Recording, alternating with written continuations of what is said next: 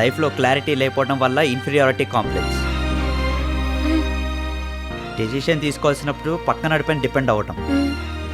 నాన్న బాధపడతాడని ఈగోకెళ్ళి మూర్ఖంగా బిహేవ్ చేయటం. ఇన్ని మైనస్ మనలో పెట్టుకొని మనసుకు నచ్చిన జాబ్ చేస్తుంటే ప్రతిదీ ప్రాబ్లంగానే కనపడుతుంది. లైఫ్లో ఇంకే చేంజ్ ఉంటుంది? Total collapse. No change, no development. ఇది నా పరిస్థితి. Very very normal life.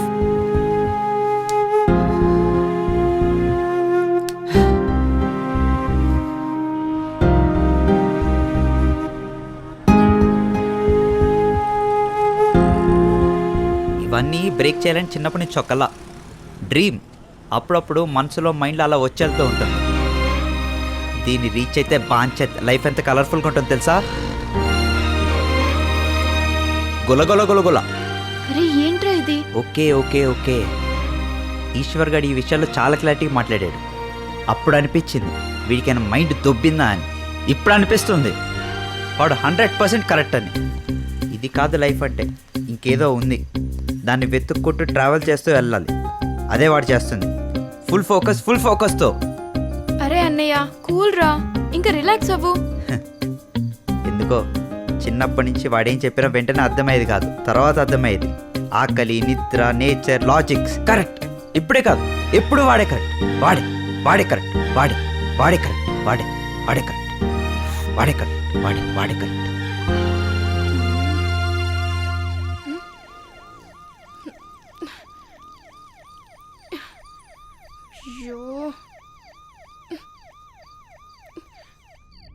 అరే మొత్తం నువ్వే చేసావు నాన్న. నీ వల్లే వాడు ఇలా తయారయ్యాడు. నువ్వు నాతో మాట్లాడొద్దు. వద్దు నాన్న.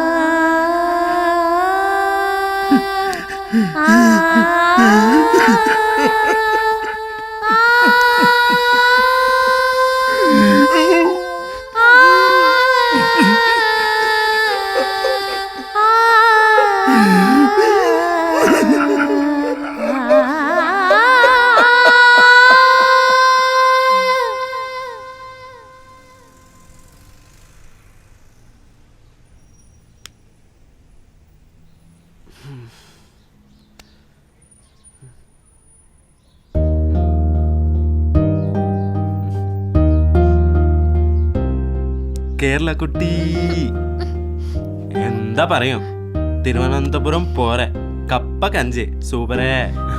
ఇలా తగులుకున్నారేంట్రా? నేను రాను మొట్రో అంటూ వినరే. అమ్మ క్లారిటీగా చెప్తుంది కదా, బాబాయ్ హెల్త్ కండిషన్ బాగాలేదు, వెంటనే రమ్మని. ఇంత పెద్ద అబద్ధం చెప్పి ఆ అబ్బాయిని కలవడానికి నేను రమ్మంటారా? అదంతా అమ్మ ఆడే డ్రామా. 60 ఏళ్ళు దాటే బాబాయ్కి వెదవాళ్ళు అట్లా అన్నీ ఉన్నాయి. ఎలా ఉంటాడు ఆరోగ్యంగా? ఆ సెంట్రల్ గవర్నమెంట్ ఉన్నాడు కదా, వాడితో కలిసి డెఫినెట్ గా ప్రోగ్రామ్ పెట్టుంటుంది. సమస్య లేదు, నేను వెళ్ళా. ఇటు చూడు, ఏదో ఒకటి ఊహించుకొని టెన్షన్ అవ్వడం కరెక్ట్ కాదు.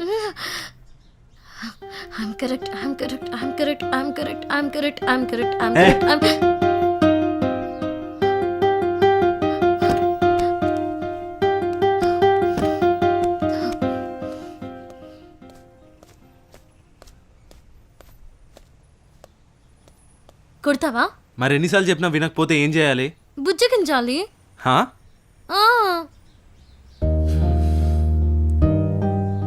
నీ మైండ్లో క్లారిటీ ఉన్నప్పుడు మనసులో కన్ఫ్యూజన్ ఎందుకు? ధీమాగా వెళ్ళి అక్కడ అందరినీ షేక్ చేసి రావాలి అని ఇలా చేయడం కరెక్ట్ కాదు కదా. Monday, Tuesday, Wednesday, Thursday, Friday, Saturday, Sunday, Monday, Tuesday, 9 days.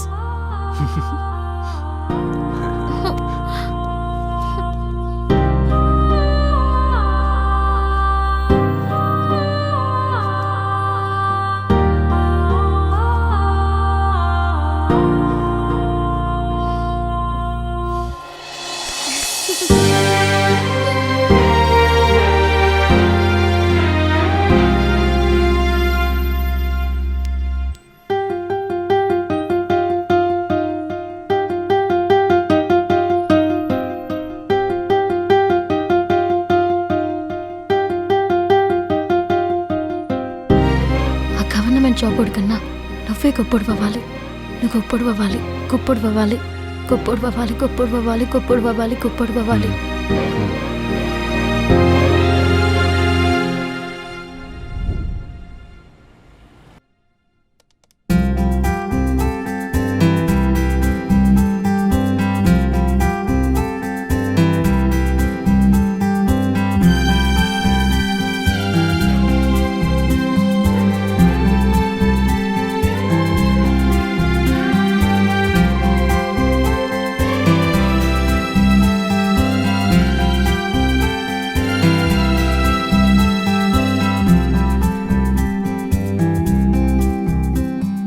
Congratulations mister Eshwarrao. Thank you sir. మీ అండర్లో 30 మెంబర్స్ ఉన్న యూనిట్ నడుస్తుంది. పర్మ ట్రైనింగ్ కోసం మీరు సింగపూర్ వెళ్లాల్సి ఉంటుంది. 6 months.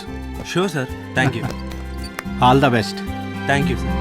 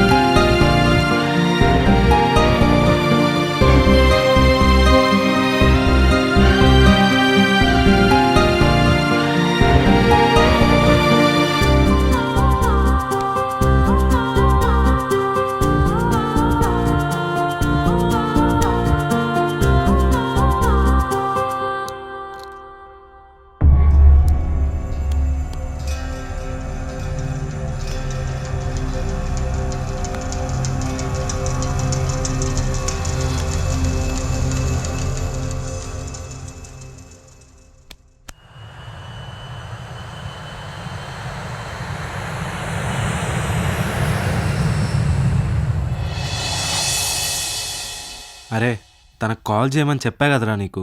రే మామ, ఆ అమ్మాయి అలాంటిది కాదురా. నేనున్నా కదా. ఎన్ని రోజులైందిరా నువ్వు నాకు చెప్పి? చూస్తున్నారా? చాలా బాధ ఉందిరా. ట్రై చేయరా. నేను ట్రై చేస్తున్నా మామ, కొద్ది రోజులు ఓపిక పట్టు. ఫస్ట్ నువ్వు వెళ్ళి చూడు అసలు ఏంటి, ఏం జరుగుతుంది అని. మామ నేను చూస్తున్నా మామ, నువ్వు టెన్షన్ పడకు సరేనా? ధైర్యంగా ఉండు. రే ఫస్ట్ నేను చెప్పేది వింటావా వినవా నువ్వు ఇప్పుడు? సరేరా, నేను మళ్ళీ చేస్తా. రే నీ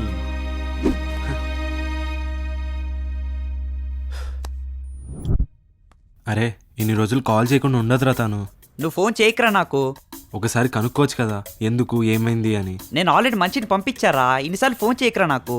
అరే చెప్పేది వినరా నువ్వు ఫస్ట్. అరే ప్లీజ్, నేను చిన్న పనిలో ఉన్నారా, ఫోన్ పెట్టేరా. అరే నా మాట వింటావా వినవా నువ్వు? ఏ విసిగించకు.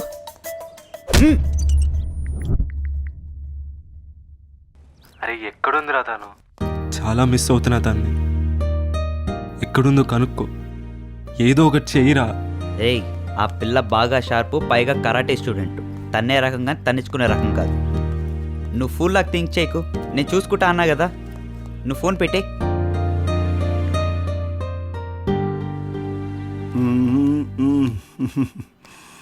ఎందుకు నాన్న ఇవన్నీ?